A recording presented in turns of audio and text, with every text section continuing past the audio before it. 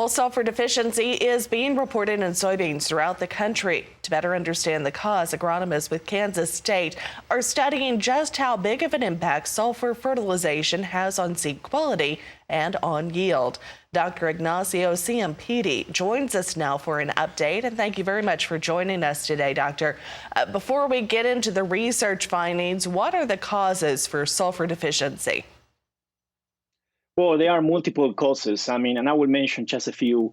Removal of precipitation, particles from atmosphere that caused by industrial emissions in the past.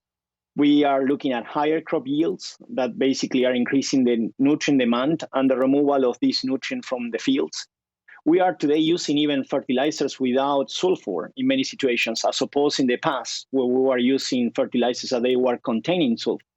And the fact also that applications of sulfur, if they are in big quantities or large quantities, we will be seeing that they could also leach out of the root zone when we have excessive rains as the ones that we're experiencing today. So all these factors really combined are showing why we are experiencing in some situations deficiencies for sulfur.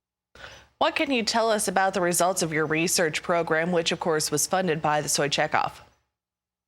Well, it was great. We collaborated with multiple states. This was a large team effort from soybean specialists across 8 states. We were 3 years conducting research on sulfur fertilization, 18 locations, so large size. And then the key take points are sulfur increase protein, can help us to increase protein. Why we care about protein quality is very important for consumers and specifically on the livestock diets. That's one of the big factors.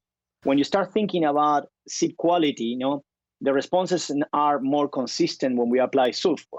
If you think about yield responses, sometimes vary by site. There are some sites that they see positive response on yield, and there are smaller sites that they are not seeing the response. One of our few takeaways also from the application of sulfur, planting an early season seems to be very relevant. In many situations, we are seeing applying early season that sulfur, giving that small amounts to the plant, was increasing or helping us to increase protein quality. And then one of the last points for even people that is working from the nutritional side is that sulfur also helps us not only on the improving the protein quality, but also impacting sulfur amino acids, which is one of the key components of the quality when we are looking about animal nutrition side of this aspect on the fertilizations. Now, why is the issue important to farmers and, of course, broadly to the soybean industry as a whole? Well, quality has been on the table for the last couple of years, and we are looking about ways of improving our ability to sell and to market the grain and for farmers to capture more value. So quality is really something that matters also to the end users. They want to have a big, large kind of a quality of food too. For example, in many situations I have met in the last couple of months and years with nutritionists, with animal nutritionists, with companies that they work on animal breeding too, and they are interested and they are really wanted for us to work more on how we can improve soybean meal, how we can improve the protein content, and not only protein quality, but also nutritional. So if we start talking about different nutrients inside of the soybean meals.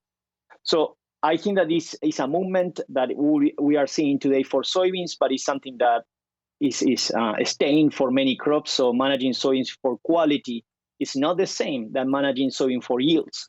We have a lot of information on yields, but for quality is something that we really need to look forward. And it's something that soybean quality and helping farmers to basically deciding fertilization will be one of the key for the futures in terms of looking at markets and segregation. All right. Well, Doctor, thank you very much for joining us with your research details this morning. Dr. Ignacio Ciampitti with Kansas State University Department of Agronomy connecting with us today. Go online to soybeanresearchinfo.com for more information.